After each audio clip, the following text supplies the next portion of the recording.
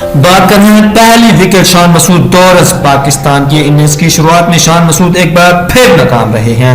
انہیں کیون سنکلیئر نے LBW out کیا. یہ وکٹ جلد گرنے سے پاکستان دباؤ میں آ گیا. دوسری وکٹ محمد ہریرہ 2 رنز. نوجوان اوپنر محمد ہریرہ زیادہ دیر وکٹ پر نہ روک سکے اور گڈا کیش موتی کی گیند پر LBW ہو گئے.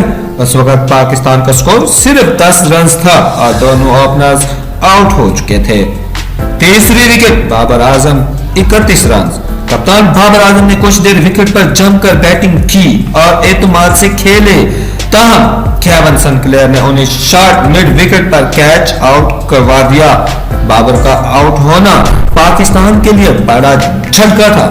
چوتھی وکٹ کامران غلام 19 رنز. کامران غلام نے محتاط انداز میں کھیلنے کی کوشش کی لیکن جمیل ولی خان کی گیند پر وہ بھی کیچ آؤٹ ہو گیا. ان کا آؤٹ ہونا پاکستان کے لیے مزید مشکلات لے کر آیا. مجموعی صورتحال جن کے اختتام پر پاکستان نے 76 رنز پر 4 وکٹیں کھو دی تھیں اور اسے جیت کے لیے مزید 178 رن درکار تھے. سعود شکیل 13 رنز اور نائٹ واچ مین کاشف علی 1 رن کریز پر موجود تھے.